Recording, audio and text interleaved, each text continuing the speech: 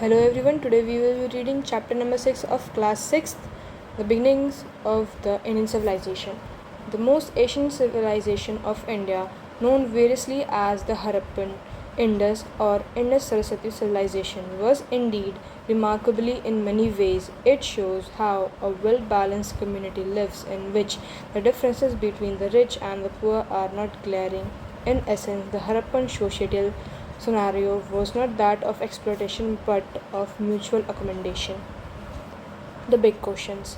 Question number 1, what is civilization? Question number 2, what was the earliest civilization of the Indian subcontinent? Question number 3, what were its major achievements? Figure 6.1, the northern gate entrance of Dholavira's castle area. What is civilization? At the end of chapter 4, we saw the first human group settling down, practicing agriculture, developing some technologies such as construction, metallurgy, transport, and moving towards civilization. Metallurgy includes the techniques of extracting metals from nature, purifying or combining them, as well as the scientific study of metals and their properties. What then is civilization? In general, the term is used for an advanced stage of human societies. To be precise, we will consider here that a civilization should have at least the following characteristics: some form of government and administration to manage a more complex society and its many activities, urbanism, town planning, the growth of cities and their management, which generally includes water management and a drainage system, a variety of crafts, including the management of raw materials such as stone or metal, and the production of finished goods such as ornamental and tools. Trade, both internal within a city or a region and external with distant regions or other parts of the world to exchange all sort of goods. Some form of writing needed to keep records and to communicate. Cultural idea about life and the world expressed through art, architect, literature, oral traditions, or social customs. A productive agriculture, enough to feed not just village but also the cities. Think about it. What of the above characteristic do you think is most fundamental, that is a characteristic essential to the development of all others? Let's explore. For each characteristic in the list above, can you make a list of professions or occupations that might exist in such a society? It is easy enough to see that all these characteristics are present in most society in the world today, but when did civilization begin? In the sense we have now defined. Civilization began at different times in different parts of world in the region known as Mesopotamia, modern Iraq and Syria. What happened about 6000 years ago? And the civilization in ancient Egypt followed a few centuries later. You will learn about these and a few more civilizations in a later grade. In many ways, humanity would not have reached its present stage without the enormous contributions and the advances of those ancient civilizations. For now, however, we will only look at the Indian subcontinent, and its northwest region is where our story begins. Figure 6.2, timeline showing the period of the Indus-Saraswati civilization from 2600 to 1900 BCE. From village to city, the vast plains of Punjab today, divided between India and Pakistan, and Sindh, now in Pakistan, are watered by the Indus River and its tributaries. This made those plains fertile and those favorable to agriculture. A little further east, a few millenniums ago, another river, the Saraswati, used to flow from the foothills of the Himalayas through Haryana, Punjab, parts of Rajasthan, and Gujarat. See figure 6.3. In this whole region, from about 3500 BCE, villages grew into towns, and with increasing trade and other exchange, those towns further grew into cities. This transition happened around 2600 BCE. Tributary, a river that flows into a larger river or lake. For instance, Yamuna is a tributary of the Ganga. Archaeologists gave this civilization several names: Indus, Harappan, Indus Saraswati or Sindhu Saraswati civilization. We will use all these terms. Its inhabitants are called Harappans. It is one of the oldest civilizations in the world. Don't miss out. Why are the inhabitants of this civilization called Harappans today? That is simply because the city of Harappa, today in Pakistan's Punjab, was the first of this civilization to be excavated way back in 1921, over a century ago. This development is also called the first urbanization of India. Figure 6.3 map of some of the main settlement of the Indus Saraswati civilization. Notice the natural boundaries formed by the mountain ranges in brown color. Let's explore. Some of the important cities of this civilization are marked in the map. Figure 6.3. As a class activity, can you try to match these cities with the modern states or region in the table on the next page? The Saraswati River. The map, figure 6.3 on page 89, show the Indus or Sindhu and its 5 main tributaries. Important cities grew along those rivers, such as Mohenjo-daro and Harappa. But there are also many sites along the Saraswati River which today goes by the name Ghagar in India and Hakra in Pakistan. Hence the name Ghagar-Hakra River. This river is now seasonal because it flows only during the rainy season. The Saraswati River is the first mentioned in the Rig Veda, an ancient collection of prayers which we will read about in chapter 7. In this text, Saraswati is worshipped both as a goddess and as a river flowing from the mountain to the sea. Later, texts describe the river as drying up and eventually disappearing. Town planning. Harappa and Mohenjo-daro, now in Pakistan, were the first two cities of this civilization to be discovered. Their identification goes back in 1924, a century ago. Several sites followed in the Indus Plain, which is why the civilization was initially called Indus Valley Civilization. Later on, other major cities such as Dholavira in Gujarat, Rakhi Ghari in Haryana, Ganwariwala in the Cholistan desert of Pakistan, and hundreds of small sites such as Lothal in Gujarat were discovered, some of them excavated. Such discoveries continue even today. It is interesting to note that the Saraswati Basin includes not only two major cities, Rakhi Ghari and Ghangrewala, but also several smaller ones, Farmana in Haryana, Kalibanga in Rajasthan, and a few towns, Bhirana and Banawali, both in Haryana. Indeed, the map, figure 6.3 on page 89, makes clear the difference high density of cities in that region. Think about it. You may have come across the term Indus Valley Civilization and notice that we have not used it. A look at the map, figure 6.3 on page 89, explains why the term valley is obsolete.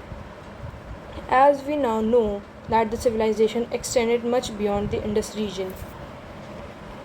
The larger Harappan cities were built according to precise plans. They had wide street, figure 6.4 and 6.5 on page 92, which were only oriented to the cardinal directions. Most cities seem to have surrounded by fortifications and had two distinct parts: the upper town where the local elite probably lived and the lower town where common people lived. Fortification, a massive wall surrounding a settlement or city, generally for protective purpose. Elite. Here the word refers to the higher layer of the society such as rulers, officials, administrators, and often priests. Some larger buildings seem to have been used for collective purpose. For instance, warehouses where goods to be transported were stored. Individual houses of various sizes lined the streets and smaller lanes. Interestingly, the quality of construction was the same for small and big houses. All those buildings were generally made of bricks. The purpose of some of these structures remains a matter of debate. This in the case of the famous Great Bath in Mohenjo-daro, figure 6.6 on page 93, a small but elaborated tank which measured about 12 into 7 meters and had waterproofing materials such as natural bitumen, a form of tar, applied on top of carefully laid out bricks. The tank was surrounded by small rooms, one of which contained a well. There was a drain in one corner of the tank to empty it from time to time and fill it with fresh water. Top figure 6.4, a wide street of Kalibanga, Rajasthan in the lower town area. Right, figure 6.5, housing area in Dholavira with perpendicular street in the middle town. Dholavira had three distinct zones, not two as in other cities. Also in this city, the foundation of most buildings were made with stones. Figure 6.6, Mohenjo-daro's Great Bath. What was the purpose of such structure? Archaeologists have proposed several possible interpretations: a public bath for people, a bath for the royal family only, or a tank used for religion ritual. The first interpretation is now ruled out because it turns out that in this city most houses have individual bathrooms. Let's explore. Have a debate in class about the last two interpretations. Can you think of any others? Remember that in this case we do not have any other source of history, no inscription, no text, no traveler's account. Water management. The Harappas gave much importance to water management and cleanliness. They often had separate areas for bathing in their home. They were connected to a larger network of drains, figure 6.7, which generally run below the street and took the wastewater away. Figure 6.7, drainage system at Lothal, Gujarat. In Mohenjo-daro, people drew water from hundreds of wells made of bricks, but in other regions it may have been from ponds, nearby streams or human-made reservoirs. In the case of Dholaviras, in the run of Kutch in Gujarat, the largest reservoir measures 73 meters in length. Reservoir, a large natural or artificial place where water is stored. Let's explore. As a class activity, measure the length of your classroom, a school corridor, or a playground with the help of any measuring tape. Compare these lengths with the length of the largest reservoir in Dholavira. At Dholavira, at least 6 large reservoirs were built with stone or even cut into rocks. Figure 6.8. Most of them were connected through underground drain for efficient water harvesting and distribution. Figure 6.8. A large reservoir cut in the rock at Dholavira measuring 33 meters in length. Think about it. Imagine the large number of workers required to build such a network of reservoirs. Who do you think organized their work and gave them precise instructions? Who do you think they were paid from their labor? Hint: there was no money at that time in the way we have today. Since the reservoir needed to be cleaned from time to time, was there some local authority to manage their maintenance? What clues do we get from this about the city's ruler and municipal administration? Use your imagination and discuss with your teacher. Archaeologists also discuss these questions, and the answers are not always final. What did the Harappan eat? The Harappans created many of their settlements along the banks of large or small rivers. This is a logical choice not just for easy access to water but also for agriculture. Since rivers enrich the soil around them, the archaeological finds have shown that the Harappan grew cereals like barley, wheat, and some millets, and sometimes rice, in addition to pulses and a variety of vegetables. They were also the first in Eurasia to grow cotton, which they used to weave into cloth. They made farming tools, including the plow, figure 6.9, some of which continue to be used by modern day farmers. Pulses, a category of crops that include beans, peas, and lentils, dal. Figure 6.9, a small clay model of a plough from Banavali in Haryana. This intense agriculture activity was managed by hundreds of small rural sites or villages. Then as now, the cities could survive only if enough agriculture produce from rural area reached them on a daily basis. The Harappans also domesticated a large number of animals for meat consumption and fished both in rivers and in the sea. This is known from the large numbers of animal and fish bones found during excavation. What did Harappan's cooking pots contain? Scientific examination of clay pot was provided some answers. Both expected one dairy products and surprising ones such as remains of turmeric, ginger and banana. Clearly their diet was quite diverse. Let us explore. Imagine you cook a meal in a Harappan house. What dish or dishes would you prepare based on the data given above? A brisk trade. The Harappans were engaged in activity trade not only within their own civilization, other cities nearby or far away, but with the other civilization and cultures within and outside India. They exported ornamentals, timber, some object of daily use, figure 6.11 on page 98, probably also gold and cotton, and probably some food item.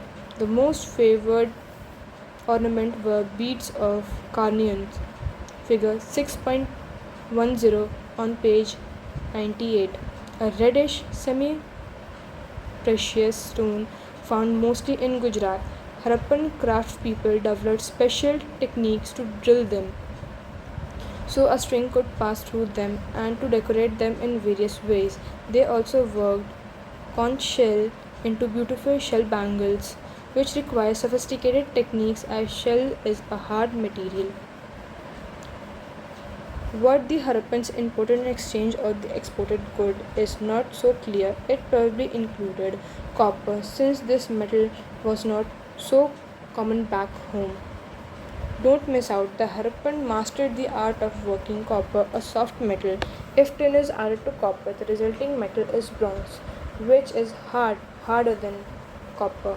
The Harappan used bronze to make tools, pots, and pans, and as well we will see later some figures. Harappan's ivory comb, about 7 cm long, found on the coast of Oman. Figure 6.10, Harappan's beads of carnelian beads excavated at Susa, present-day Iran. To conduct such a trade, they used land routes and rivers and sea for more distant destination. This is the first intensive maritime activity in India. Indeed, a quite few Harappan settlements are located in the coastal region of Gujarat and Sindh. Lothal, a small settlement in Gujarat, has a surprisingly huge basin measuring 217 meters in length and 36 meters in width. The length is just a little more than that of 2 football grounds. This basin must have been a dockyard, that is, a structure used to receive and send boats for further transportation of goods. Such elaborate trade required traders to be able to identify their goods and also each other. This seems to have been the chief purpose of thousands of small seals, which have been excavated from many settlements. These seals were generally made of ciliate, a soft stone that would be hardened through heating. They measured only a few centimeters and generally depict animal figures with above them a few signs that are part of writing system. But that system and the symbolic meaning of the animal figures are yet to be understood. What is certain is that they somehow relate to trade activities. Figure 6.12, the huge dockyard at Lothal. Figure 6.131, 6.132, figure 133, Left to right, Harappan seal showing a unicorn, Harappan seal showing a bull, Harappan seal showing a horned tiger. Let's explore. Looking at these three Harappan seals with some writing signs, what goes through your mind? Would you like to suggest any interpretations? Let your imagination run. The lives of ancient archaeologists have unearthed many objects made and used by Harappans, object of daily use. Figure 6.141 top, figure 6.142 right, a bronze mirror or terracotta pot, both from Dholavira. Figure 6.143 top, figure 6.144 right, a few stone weights, a bronze chisel, both from Dholavira. Figure 6.145, 6.146, a game board engraved on a stone about 25 cm in length from Dholavira, a terracotta vessel about 4 cm in length from Karanpura in Rajasthan.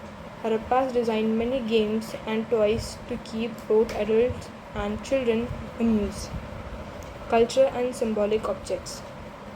Figure 6.151, 6.152, 6.153, a statuette of figure often called Christ King, although it is not known who this figure was. A seal showing swastik, a seal depicting a three-faced deity seated on a raised platform surrounded by powerful animals.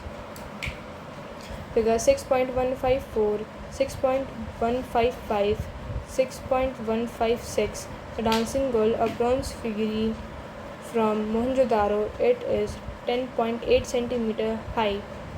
A terracotta figurine seated in a namaste, a design on a pot which seems to tell the story of thirsty crow who finds a clever way to drink water at the bottom of the pot, from Lothal. Think about it. Look at the objects on pages 100 and 101 or any other pictured in this chapter. Can you make out what activities or aspects of life were important for the Harappans? Let's explore. Complete the story found on the Lothal pot. How was such story remembered for more than 4,000 years in your opinion? Consider the dancing girl figurine. What do you make of the attitude the figurine expressed? Observe her bangles covering an entire arm, a practice still visible in part of Gujarat and Rajasthan. Where else in this chapter can you spot bangle wore in this manner? What conclusion should we draw from this? The end or a new beginning? Around 1900 BCE, this Sindhu-Saraswati civilization depicts all its achievements began to fall apart. The cities were abandoned one by one. If any inhabitant remained, they adopted a rural lifestyle in the changed environment. It appears that the early government or administration no longer existed. Gradually, the Harappans scattered over hundreds, if not thousands, of small rural settlements. Think about it. The Harappans returned to rural settlements because a rural lifestyle gives easier access to food and water than an urban lifestyle. Then, as now, cities depend on villages to provide food and sometimes water. What causes this decline? Archaeologists have proposed many factors. Long back, it was thought that warfare or invasion. Many have destroyed the cities, but there was no trace of warfare or invasion. Indeed, the Harappans do not seem to have kept any army or weapons of war. As far as the evidence goes, it seems to have been a relatively peaceful civilization. Two factors are currently agreed upon. First, a climatic change which affected much of the world from 2200 BCE onward, causing reduced rainfall and a drier phase. This would have made agriculture more difficult and could have reduced food supply to the cities. Second, the Saraswati River dried up in this central basin. Suddenly, cities there, such as Kalibanga or Banavali, were abandoned. There could have been other factors, but these two remained us of how much we depend on climate and the environment for our well-being. Although the city disappeared, much of the Harappan cultures and the technologies survived and was passed on to the next phase of Indian civilization, which we will explore in a future chapter. Before we move on, the Indus, Harappan or Sindhu Saraswati civilization is one of the oldest of the world. Its inhabitants, the Harappans, created planned cities with efficient water management, diverse crafts, and a brisk trade. A productive agriculture brought a variety of crops to the cities. The civilization eventually declined, probably because of the climatic and environmental changes. People returned to a rural lifestyle. Questions, activities, and projects. Question number 1. Why does the civilization studied in this chapter have several names? Discuss their significance. Question number 2. Write a brief report, 150 to 200 words, summing up some of the achievement of the Indus Saraswati civilization. Question number 3. Imagine you have to travel from the city of Harappa to Kalibanga. What are your different opinions? Can you make a rough estimation of the amount of time each opinion might take? Question number 4. Let us imagine a Harappan man or woman being transformed to an average kitchen in today's India.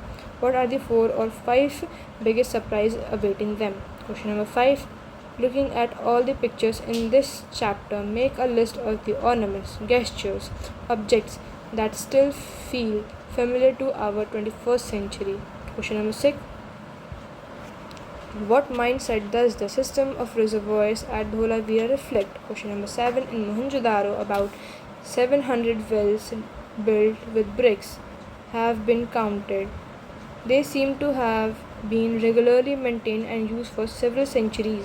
Discuss the implications. Question number 8. It is often said that the Harappans had a high civic sense. Discuss the significance of this statement. Do you agree with it? Compare with citizens in a large city of India today. Thank you.